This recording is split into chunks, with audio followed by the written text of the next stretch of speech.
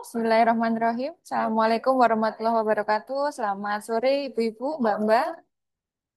Waalaikumsalam Waalaikumsalam warahmatullahi warahmatullahi wabarakatuh. Waalaikumsalam wabarakatuh. warahmatullahi wabarakatuh. Ya, baik. Hari ini kita pertemuan pertama untuk kelas 25D. 25D ini berarti kelas Jember B ya, untuk kelas RPL. Ketemu lagi dengan saya Budini. Saya selaku dosen PJMK untuk mata kuliah Asuhan Kebidanan KB dan Pelayanan Kontrasepsi. Oke, sebelum kita mulai pembelajaran hari ini, kemarin saya sudah titip ke KMK ya, ada drive yang isinya RPS dan juga materi yang akan didiskusikan pada hari ini. PPT materinya memang ada beberapa sesuai dengan yang ada di jadwal pembelajaran. Namun nanti yang kita diskusikan salah satu PPT saja, yang PPT lain nanti bisa digunakan untuk tambahan bahan baca di rumah nanti ya untuk pengkayaan. Nah, sebelum kita masuk ke materi PowerPoint didiskusikan hari ini, saya izin untuk share screen. Kita bahas terlebih dahulu terkait RPS. RPS adalah rancangan pembelajaran untuk satu semester.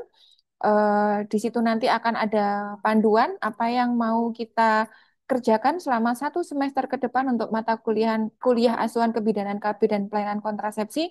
Kita diskusikan dulu RPS-nya, begitu ya. Saya share screen. Saya share screen dari record saya bersama kelas 25E kemarin. Nanti yang saya share berupa recordnya hanya terkait RPS dan bahan materinya. Nanti pada saat sesi diskusi kelas 25D tetap akan saya fasilitasi juga ya. Oke, kita buka recordnya.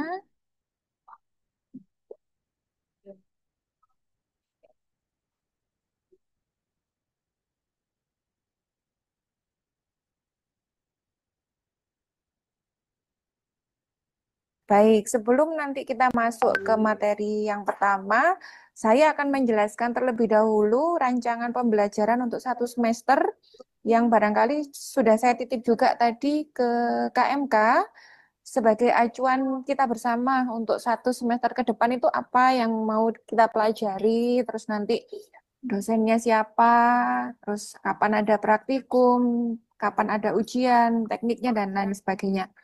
Saya terangkan pelan-pelan ya sambil belajar supaya nanti kalau ketemu dengan mata kuliah yang lain semuanya sama-sama punya RPS, cara membacanya kurang lebih sama gitu ya.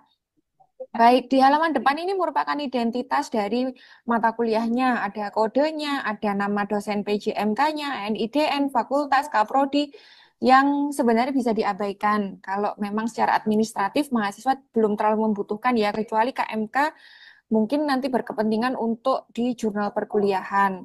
Kemudian mungkin di sini yang perlu diketahui jumlah tim pengajarnya dua.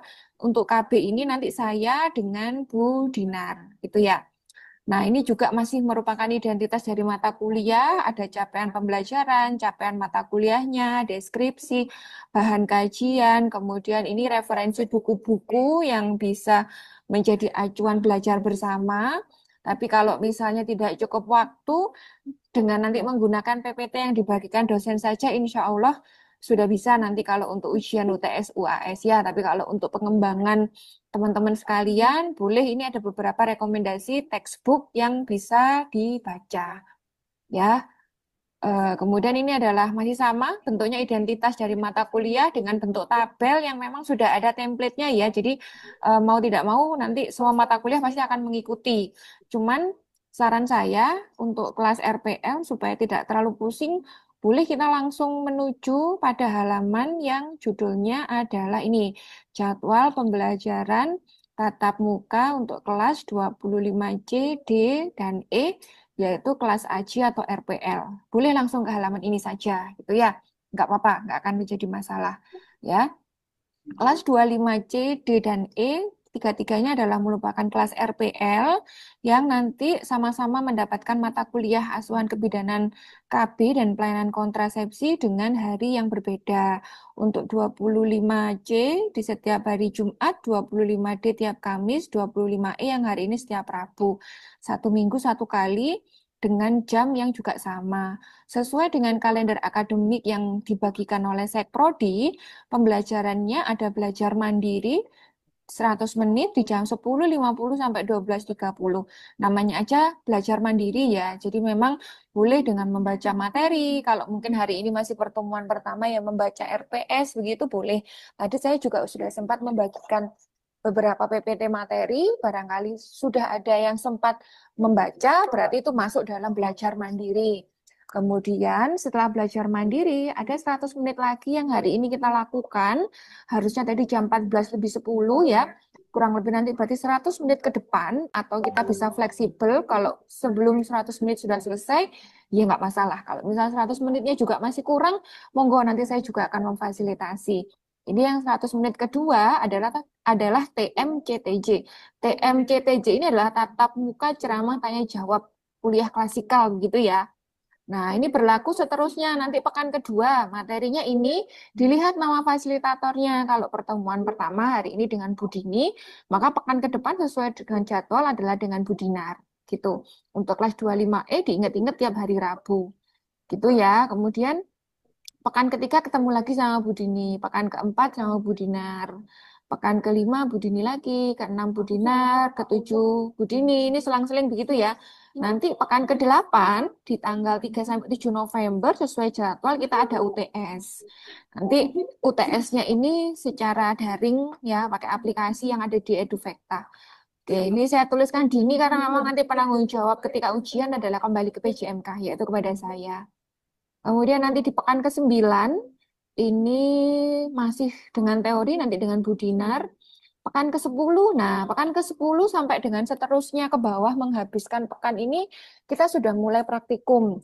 Hanya saja praktikumnya tidak langsung lab skill, tapi ada didahului lab kelas. Lab kelas itu artinya didemokan dulu, diajari dulu, didemokan dulu. Diawali dengan ABPK, nanti dengan Bu Dinar. Kemudian dokumentasi ASKEP ya nanti dengan saya, kemudian ada IUD dengan saya, dan implan dengan Bu Dinar. Baru nanti di pekan ke-14 dan 15 adalah lab skill. Lab skill artinya mahasiswa punya kesempatan satu persatu untuk mencoba semua keterampilan mulai dari ABPK, AKDR atau IUD, AKBK atau implan dan juga dokumentasi.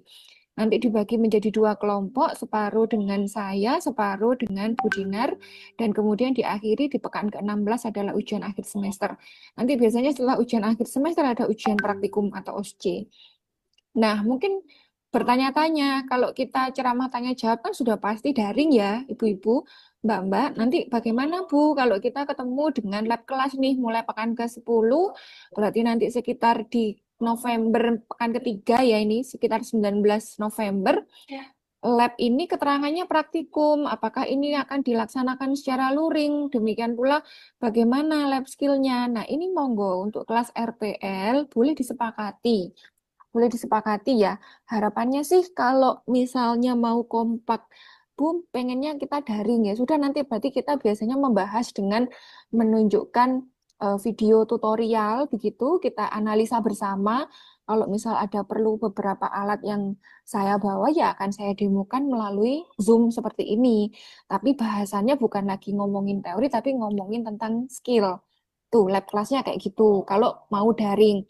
Bu, kami ini semangat 45, kepengennya luring. Monggo silahkan, enggak apa-apa. Kalau pengen luring, disepakati satu kelas kira-kira bagaimana waktunya, bisa atau tidak. Monggo, nanti kita komunikasikan, jadi boleh daring, boleh luring. Titik Daring aja, Bu. gimana Ibu? Daring aja dah, Bu. Ya, Yang monggo. ini dah, Bu. Ya, daring kejauhan ya, soalnya kalau luring riwarinya ya Bu ya, Daring. ngatur Iya, waktu. Bu. Ya, nggak apa-apa, nanti Iya. kita daring. Iya kan Nah, kerja terus juga. nanti kalau ketemu sama lab skill juga bagaimana? Lab skill ini biasanya kita ada penilaian. Kalau lab skillnya kepengennya tetap daring, bisa Ibu. Berarti nanti dari tempatnya masing-masing melakukan skill ini. Jadi misalnya ABPK, berarti Ibu bikin nanti video, pura-puranya ada pasien, boleh pasien sungguhan, boleh pasien semu, yang disetting kasusnya monggo. Nanti mempraktekkan cara penggunaan dari ABPK. IUD, kalau IUD, kalau misalnya tidak punya pasien mengupayakan untuk ada pantum di sana, mempraktekkan pemasangan dan pelepasan IUD, monggo, silahkan. Alat-alatnya tersedia di sana, ada fasilitas yang bisa digunakan di tempat prakteknya masing-masing, bisa, monggo. Saya rasa kalau misal mau ke pasien sungguhan, saya khawatirnya terbentur dengan etika ya. Iya, Bagaimana Bu. ketika nanti memvideo pasiennya tershoot itu nanti khawatirnya privasi pasien yang tidak kita jaga. Kecuali pasiennya ini ya, pasiennya nggak keberatan, ada kesepakatan dengan bidannya ya monggo. Tapi kalau saran saya pakai aja pantum gitu, pinjem pantum dari tempat yang mungkin di sana mana yang bisa dipinjem, mungkin kantor IB-nya punya yang biasa dipakai untuk latihan MU atau di mana, monggo silahkan bisa menggunakan fasilitas yang ada di sekitarnya untuk kemudian melakukan praktikum dengan di video, nanti videonya nanti bisa dikumpulkan, dianggap sebagai praktikum sama hitungannya seperti kalau teman-teman reguler kan, adik-adik yang reguler datang ke lab, kemudian praktek satu-satu, dibimbing sama dosennya kan gitu ya. Tapi kalau kelas RPL kan tidak sama dengan adik-adiknya. Monggo kalau misal mau daring semuanya, berarti nanti bisa diakomodir dengan membuat video seperti yang saya sampaikan tadi. Jadi kita fleksibel sekali gitu ya. Tapi Ya, kalau Bu, misalnya siap. ada Bu, kadang itu kelas yang memang eh, kepengen ngerasakan luring, kepengen tahu kampusnya, kepengen datang, monggo silakan boleh juga. Bukan berarti terus nggak boleh ya, apakah harus daring terus? Tidak. Monggo dikomunikasikan, disepakati dengan teman satu kelasnya mau bagaimana. Kalau memang merasa lebih fleksibel dengan daring, nggak apa-apa. Nanti kita sama-sama mengerjakan ASKEP KB ini full daring. Insya Allah tetap sama-sama mendapatkan ilmu yang sama gitu ya. Baik, insya Allah itu yang akan selama satu semester ke depan. Baik, dari RPS dulu, mungkin dari kelas 25D ada yang mau ditanyakan sebelum kita ke materi terkait pembelajaran untuk satu semester ke depan. Mungkin yang tadi di lab kelasnya, lab skillnya. Izin bertanya, Bu. Ya, silahkan. Sebentar. Ini untuk lab skillnya, Bu. Bagaimana jika kalau yang jauh seperti saya, Bu, kan posisi sudah tidak bekerja, Bu. Untuk lab skillnya, bagaimana nanti, Bu, untuk ngeset alatnya? Soalnya kan di sini posisi sudah tidak bekerja, Bu. Untuk pantumnya, untuk set alatnya nanti itu. Apakah harus Oke. untuk luring? Oh, baik. Nanti kalau untuk kondisi tertentu ya, kalau semisal opsi luring itu tetap masih bisa kita nego menjadi daring ya. Jadi tidak ada kewajiban luring untuk kelas AJ. Semua opsi penugasan maupun ujian itu tetap bisa dilakukan dengan daring. Mungkin nanti kalau sudah tiba waktunya lab skill untuk kondisi-kondisi tertentu yang mengalami kesulitan seperti itu, kondisinya nggak bekerja, kesulitan untuk akses alat, kemudian situasinya jauh, biasanya nanti akan saya komunikasikan dulu dengan Kaprodi untuk memintakan tugas pengganti, begitu ya. Nanti akan ada tugas pengganti, jadi barangkali memang tidak bisa dipaksakan dalam bentuk video, tetap akan ada tugas pengganti yang pada prinsipnya tidak ada kewajiban untuk datang luring, tetap begitu. Gitu ya. Oh, baik, Bu. Ya, Terima kasih, Bu. ya, sama-sama. Ada lagi yang mau ditanyakan? Nanti hal-hal yang barangkali ditemukan kesulitan pada saat mau sudah jadwalnya lab kelas atau lab skill untuk kelas AJ atau RPL, silakan kita bisa berdiskusi ya. Kesulitan walaupun nih dekat sama-sama di Jember, jaraknya cuma beberapa kilo dari kampus, tapi pas padat full kegiatannya. Monggo nanti kita sama-sama berkomunikasi untuk mencari solusi bagaimana ini untuk menyelesaikan sesuai dengan jadwal, tapi tidak perlu sampai datang luring atau tidak mengganggu dari kegiatan bekerjanya ibu-ibu semua gitu ya. Jadi insya Allah tetap akan ada solusi Bu yang tidak memberatkan begitu. Baik, untuk RPS cukup ibu-ibu, kita bisa lanjut ke materi. Ya, Bu. Cukup ya. Baik, kita lanjut sekarang ke materi. Oke.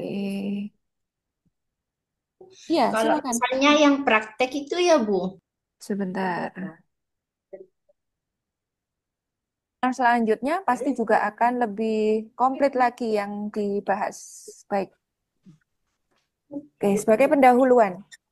KB merupakan salah satu usaha untuk mencapai tingkat kesejahteraan dengan jalan memberikan nasihat perkawinan, pengobatan dari infertilitas atau kemandulan, dan juga penjarangan kelahiran ya. Jadi tujuan dari kontrasepsi sendiri secara umum bisa mencapai sebuah kesejahteraan ya, karena dengan adanya nasihat perkawinan, artinya seseorang didorong untuk menikah pada usia yang tepat, psikologis yang matang, faktor ekonomi yang mendukung ya. Kemudian kalau kita bertemu dengan kasus infertilitas, bagaimana kemudian adanya suatu kehamilan dan kelahiran itu harus dijarak ya, harus diberikan jeda, maka di situ nanti kesejahteraan dari seseorang itu bisa tercapai, baik itu yang sifatnya fisik, psikis ya, karena definisi dari kesehatan itu sendiri kan tidak hanya sehat secara fisik saja, dinamakan orang itu sehat secara holistik, secara menyeluruh, itu adalah bukan hanya dari fisik tapi juga dari mental, psikis, yang salah satunya bisa dicapai dari kontrasepsi ini, gitu. KB merupakan tindakan untuk membantu individu atau pasangan suami istri menghindari terjadinya kehamilan yang tidak diinginkan. Kehamilan tidak diinginkan bukan hanya bisa terjadi pada pasangan yang belum menikah atau terjadinya hubungan seksual before married. Tidak hanya itu, tetapi di sini suami istri pun masih bisa mengalami suatu kondisi kehamilan tidak diinginkan.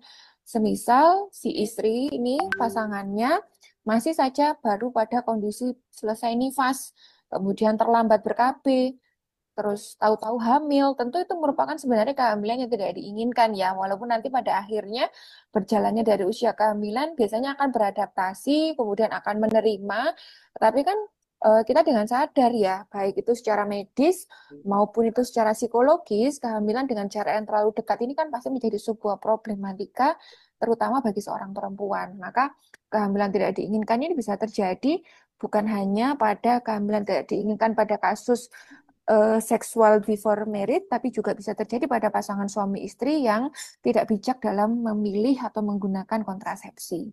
Gitu.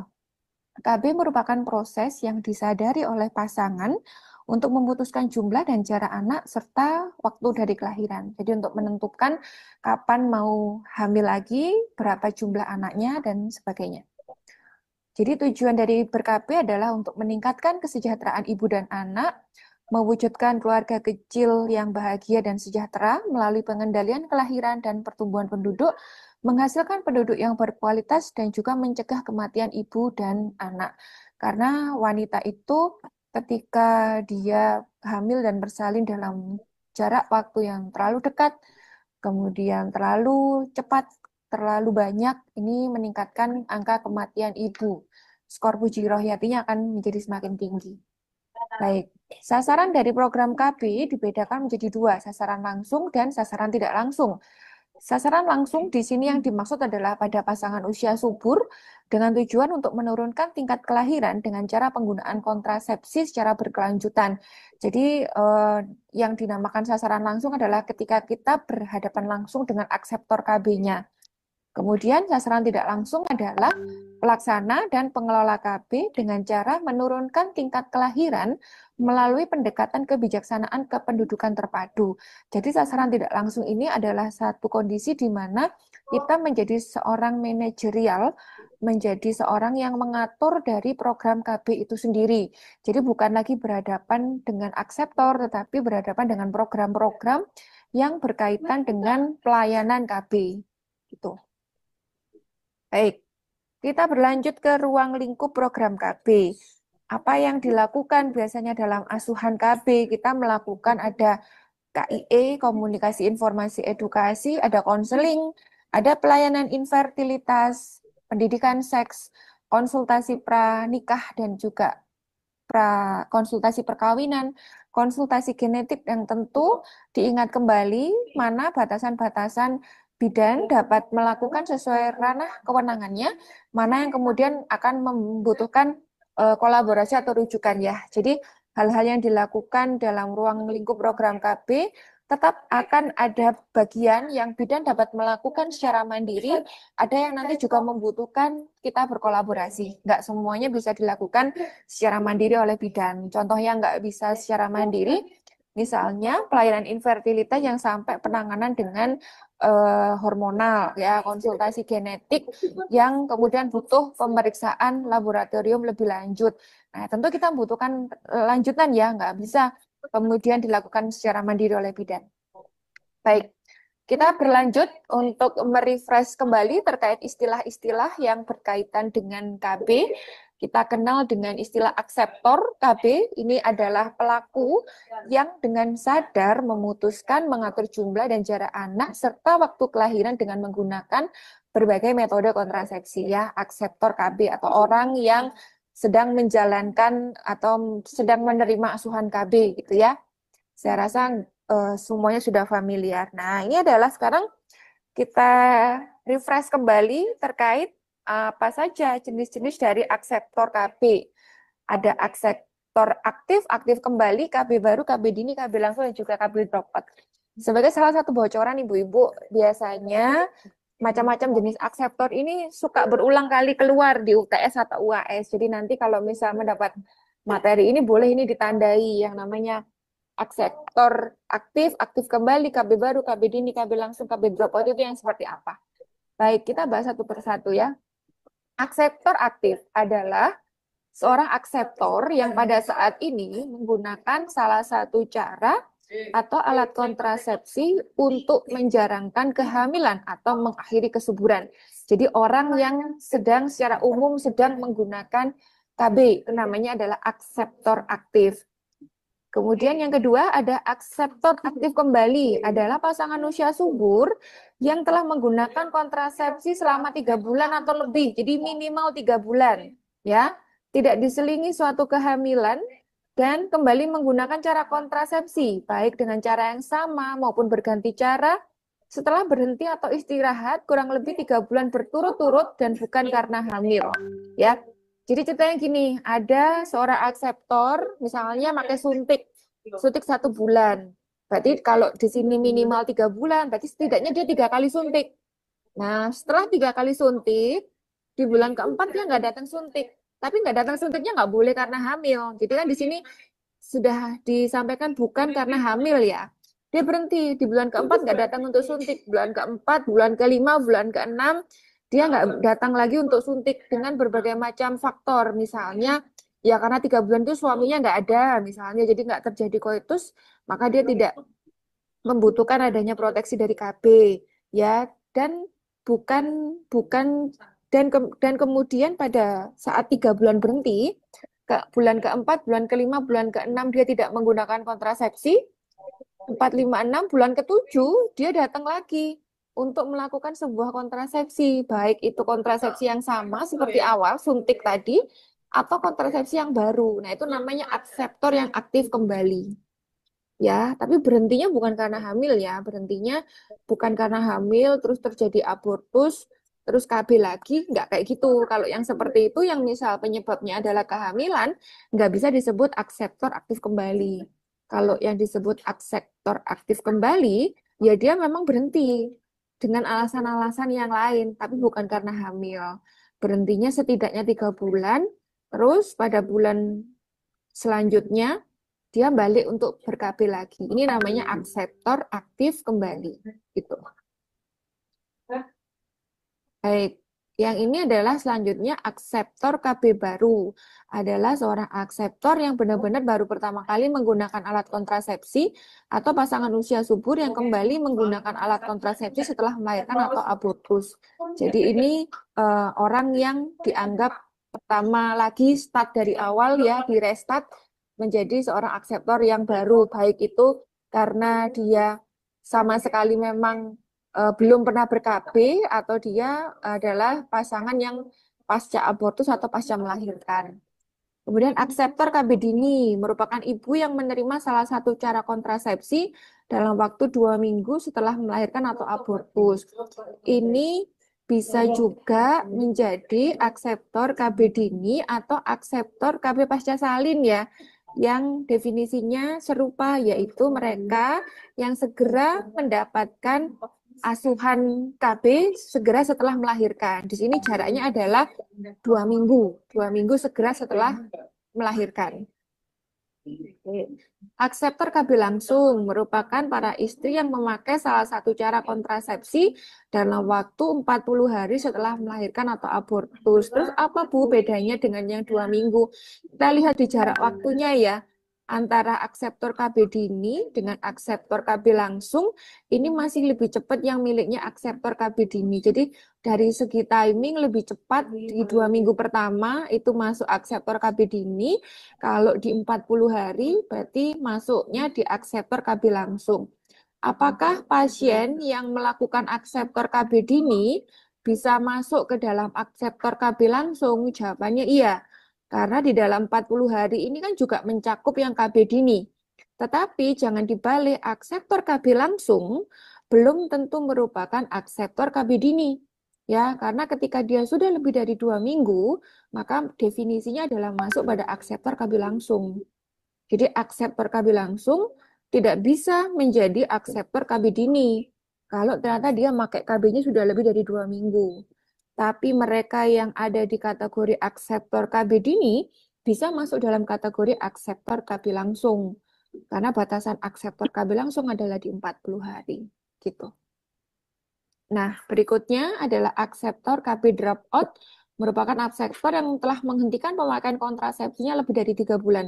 Jadi kalau ada akseptor baru tidak datang suntik 1 bulan, belum bisa disebut dropout ya. Dikatakan dropout adalah ketika 3 bulan berturut-turut, 3 kali jadwal berturut-turut dia tidak datang kembali, baru disebut kategori dari dropout. Baik. Setelah dari macam-macam akseptor tadi, kita ke definisi dari pasangan usia subur. Pasangan usia subur adalah pasangan suami istri yang istrinya berusia 25 sampai 35 tahun. Atau pasangan suami istri yang istrinya usianya mungkin kurang dari 15 tahun tapi sudah mendapatkan haid. Atau seorang wanita, ini kan istri ya, semuanya istri ya. Karena kalau laki-laki kan tidak ada batasan selesai masa subur, nggak punya menopause. Jadi ini batasan ini berlaku untuk wanita atau berusia lebih dari 50 tahun tapi masih mendapatkan haid.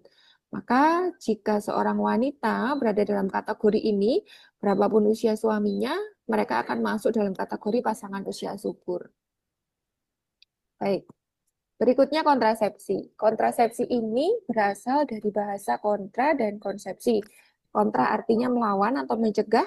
Konsepsi artinya pertemuan antara sel telur matang dan sperma yang bisa mengakibatkan kehamilan. Kalau digabung kontra dan konsepsi menjadi kontrasepsi, artinya adalah usaha menghindari mencegah terjadinya kehamilan sebagai akibat adanya pertemuan dari sel telur dan juga sel sperma. Yang membutuhkan kontrasepsi adalah pasangan yang aktif melakukan hubungan seks dan kedua-duanya memiliki kesuburan yang normal namun tidak menghendaki kehamilan, ya. Jadi memang di sini tidak ada keharusan kontrasepsi itu menjadi milik mereka yang sudah menikah, walaupun secara etika, secara peraturan memang harapannya paparan hubungan seks itu adalah dalam ranah pernikahan. Ya, jadi kontrasepsi sendiri juga digunakan oleh mereka yang ada terikat dalam sebuah hubungan pernikahan. Namun, tidak bisa kita pungkiri bahwa hubungan seks itu bisa terjadi pada mereka yang belum berada pada suatu ikatan pernikahan.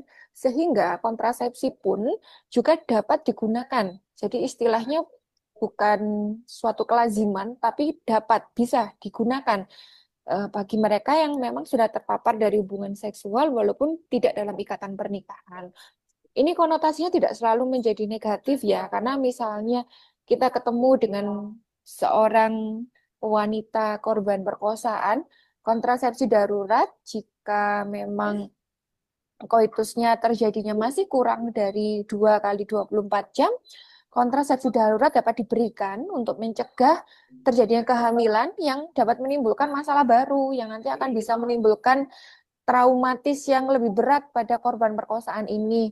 Nah, ini ya maksudnya kontrasepsi juga bisa digunakan pada ranah bukan dalam pernikahan yang konotasinya tidak selalu negatif, bahkan bisa menjadi satu solusi ketika kita menghadapi kasus contohnya seperti perkosaan tadi, gitu. Kontrasepsi ini ada yang sifatnya nanti sementara dan ada juga yang sifatnya bisa permanen. Baik, Berikutnya adalah jenis akseptor KB menurut sasarannya. Kalau tadi ada jenis-jenis akseptor sesuai dengan jenis timing penggunaan kontrasepsinya. Kalau ini menurut sasarannya. Nah, ini kalau misalnya kemarin ingat matrikulasinya, ini ada di sini semua nih jawabannya yang lebih mendetail ya. Ada fase menunda kehamilan. Sebaiknya dilakukan oleh pasangan yang istrinya belum mencapai usia 20 tahun. Karena usia di bawah 20 tahun adalah usia yang sebaiknya menunda untuk mempunyai anak dengan berbagai alasan. Kriteria kontrasepsi yang diperlukan yaitu kontrasepsi dengan pulihnya kesuburan yang tinggi atau cepat. Kontrasepsi yang disarankan bisa pil KB, bisa juga AKDR. Kalau kita bicara kontrasepsi yang diperlukan, sifatnya harus dengan pulihnya kesuburan tinggi atau cepat. Ini secara istilah medis disebut dengan, ada yang bisa bantu? Kontrasepsi, ya kalau kalau ini kan definisi ya. Ada satu istilah yang bisa Kontak. kita pakai, eh, kontrasepsi yang cepat kembali kesuburannya disebut dengan kontrasepsi yang memiliki Katanya suruh nge-explore juga. reversible ya, Nggak ibu-ibu boleh ya. keluar kota. Kebalikannya adalah Jadi irreversible. itu mana? Begitu. Ya, itu berkaitan dengan, oke, saya ulangi ya, bukan kontrasepsi mantap atau kontap ya Ibu. Jadi kalau kontrasepsi yang punya angka kepulihan kesuburannya tinggi atau cepat itu reversible, memiliki reversibilitas yang tinggi. Kebalikannya kalau kontrasepsi yang nanti tingkat kesuburannya itu lama kembalinya, itu istilahnya irreversible gitu ya. Jadi kemarin kalau muncul istilah reversible atau irreversible, berarti kalau yang fase menunda kehamilan ini kriteria kontrasepsinya harus yang reversible gitu. Jadi nanti pulihnya kesuburan itu cepat. Maksudnya seperti itu. Oke, kita lanjutkan. Bagaimana kesuburan itu cepat kembali? Maka sifatnya adalah reversible. Ya, istilahnya seperti itu, boleh dicatat sendiri-sendiri. Jadi secara definisi adalah punya angka kepulihan kesuburan yang relatif tinggi atau cepat disebut dengan reversible.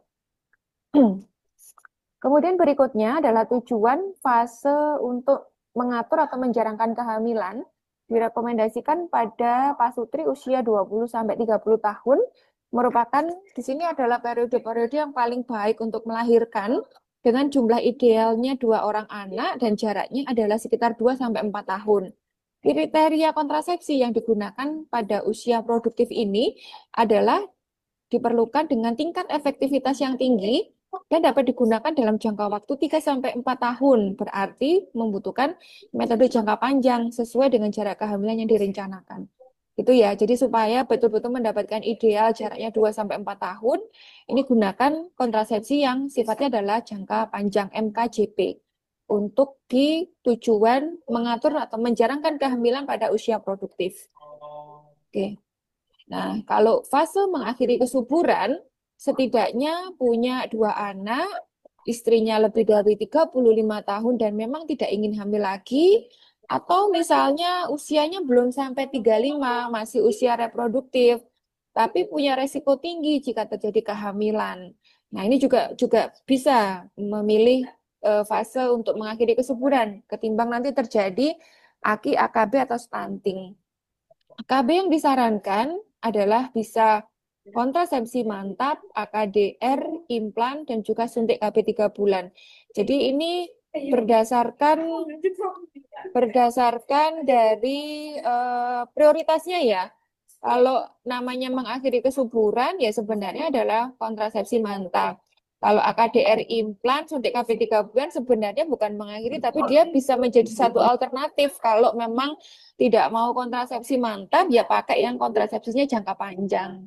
Itu kalau dia memang tidak ada kontraindikasi pada kandungan hormon, bisa pakai AKDR. Tapi kalau dia ada kontraindikasi pakai AKDR, misalnya riwayat IMS, kemudian pernah ada disminor yang sangat nyeri, maka beralih pada yang implan dan suntik KB. Jadi ini merupakan opsional. Baik, suatu metode bisa disebut ideal menjadi kontrasepsi itu punya syarat. Di antaranya adalah aman dipakai dan dapat dipercaya, punya tingkat kepercayaan untuk mencegah kehamilan yang efektif melalui hasil riset ya tentunya. Kemudian minim efek samping, tidak mengganggu dari terjadinya hubungan suami istri. Tentu tidak mengganggu pada hubungan suami istri ini memang akan ada subjektivitas. Yang dikatakan tidak mengganggu hubungan suami istri itu begini Ibu-Ibu.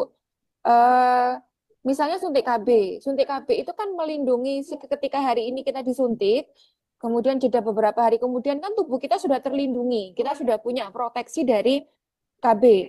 Nah, berarti ketika kita sudah terproteksi dengan adanya kontrasepsi, kapanpun setiap hari melakukan koitus itu sudah aman.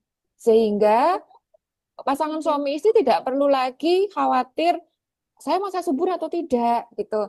Itu maksudnya tidak mengganggu hubungan suami istri. Berbeda dengan kalau misalnya kontrasepsinya adalah kontrasepsi alamiah yang menghitung masa subur, di mana aturannya kalau sudah ketemu dengan masa subur, di situ ada pantang berkala. Pada masa subur itu tidak boleh melakukan koitus atau kalaupun melakukan koitus harus dilakukan misalnya interruptus, harus dengan menggunakan kondom. Nah, ini masuk dalam klasifikasi ada gangguan dalam hubungan suami istri. Tapi sekali lagi, mengganggu atau tidak mengganggu ini bisa subjektif sekali. Makanya kenapa kontrasepsi itu banyak banget pilihannya. Karena satu orang dengan orang yang lain, definisi terhadap mengganggu hubungan suami istri bisa bermacam-macam. Terus contohnya lagi AKDR, IUD. Ada yang laki-laki sensitif merasa terganggu dengan keberadaan benang. Ada yang kemudian tidak, yang merasa nyaman saja dengan adanya benang pada IUD. Nah, ini kembali lagi pada subjektivitas dari akseptor itu, gitu ya. Baik, selanjutnya tidak memerlukan bantuan medis atau kontrol ketat selama pemakaian. Jadi relatif efektif ya ketika memang sudah digunakan. Kalau terkait pemasangan, misalnya AKDR atau implan, memang butuh butuh tenaga medis untuk melakukan asuhannya itu. Suntik juga begitu. Tidak bisa mandiri. Yang bisa mandiri itu kan pil, kondom itu bisa mandiri ya. Tetapi kan ketika pelayanan itu sudah diberikan, ketika sudah pasiennya itu pulang ke rumah, kan tidak perlu kontrol ketat, ya relatif relatif aman untuk kemudian mengikuti jadwal kontrol selanjutnya atau jadwal suntik kembali gitu. Cara penggunaan yang relatif sederhana ya karena pasien ya cukup mengikuti saja instruksi dari bidan sesuai dengan apa alat kontrasepsi yang dipilih. Harga yang relatif terjangkau, balik lagi ya, ini kembali ke subjektivitas dari masing-masing. Pemerintah ada di puskesmas itu yang free. Ada kemudian berbagai macam suntikan dengan berbagai macam merek yang berbeda-beda harganya. Implan, kalau pas kena safari, ya bisa free. Kalau pas yang kemudian ada yang bermerek, ya berbayar. Untuk sebagian orang masih relatif terjangkau karena dia perlindungannya langsung 3 tahun. IUD juga demikian, perlindungannya langsung 5 tahun. Kelihatannya mahal di depan, tapi kalau sebenarnya diakumulasi relatif terjangkau. Ini memang bisa subjektif juga. Oke, dan terutama disetujui oleh pasangan suami istri karena kontrasepsi merupakan suatu hak dari pasangan suami istri, tidak bisa hanya dipilih atau disetujui oleh satu orang saja, sebaiknya diketahui oleh suami maupun istri. Nah, terkait dengan pelayanan KB, kita harus senantiasa menjaga mutu ya dari pelayanan KB dengan cara akses dari pelayanan KB, hak mendapat informasi yang lengkap, mendapatkan pelayanan KB yang aman, efektif, dan terjangkau, ini perlu menjadi tugas dari seorang bidan. Kemudian melibatkan suami dalam ber-KB, adanya persetujuan atau dukungan. Ibu mohon maaf ya, agak sedikit ramai di sini sebentar.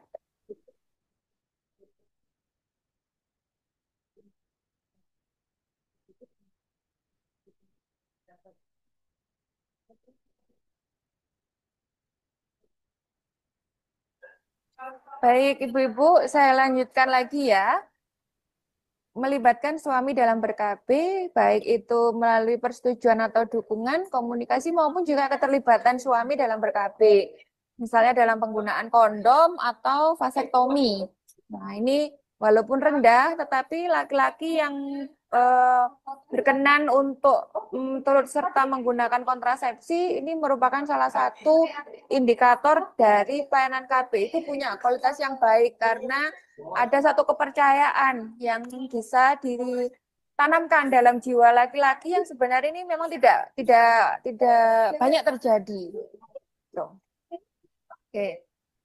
Berikutnya, ciri pelayanan KB yang bermutu, pelayanannya sesuai dengan kebutuhan klien. Klien dilayani secara profesional, adanya penjagaan kerahasiaan klien, waktu tunggu pelayanan yang tidak terlalu lama, petugas dapat memberikan informasi dengan lengkap tentang berbagai pilihan KB, petugas menjelaskan kapasitas kemampuan vaskes dalam melayani KB, misalnya vaskesnya tidak bisa vasektomi, tidak bisa tubektomi, hanya screening atau memberikan rujukan, ini perlu disampaikan karena memang nggak semua klinik bisa melayani vasektomi dan tubektomi. Fasilitas pelayanannya terstandar, ini saya yakin semua sekarang fasilitas kesehatan terstandar karena sudah ada akreditasi ya, baik itu di tingkat klinik maupun juga puskesmas. Bahan dan alat kontrasepsi tersedia dalam jumlah yang cukup, ada mekanisme supervisi dan juga umpan balik maupun evaluasi. Peran petugas dalam pelayanan KB. Di sini ada dokter, bidan, perawat, dan juga PLKB. PLKB adalah petugas lapangan konseling keluarga berencana ya. Ini yang kemudian diberi tanda K adalah artinya sebatas konseling dan merujuk. Kalau yang diberi tanda centang artinya bisa memberi pelayanan. Untuk semua jenis kontrasepsi ini bisa diberikan oleh dokter. Kemudian bidan adalah terkecuali pada tubektomi dan vasektomi. Kalau untuk perawat, ini ada pergeseran sepertinya. Kalau untuk perawat ini suntikan pun juga sudah bisa. Tetapi biasanya memang ada ini ya, secara etis kalau KB itu perempuan, nyarinya perawatnya yang sama perempuan ya. Kalau misalnya yang buka praktek perawat itu laki-laki, biasanya kurang berkenan. Biasanya kemudian tetap akan larinya ke bidan. Tapi secara ranah kompetensi, untuk hormonal masih bisa untuk perawat. Sedangkan PLKB hanya pada pil. Untuk suntikan dan sampai tubektomi vasektomi, dia hanya pada batasan bukan merujuk, konseling. Konseling dan mengarahkan rujukannya. Baik. Ini untuk kondom, AKDR, kalender, mal, dan juga abstinensi. Dokter, bidan, bisa semua.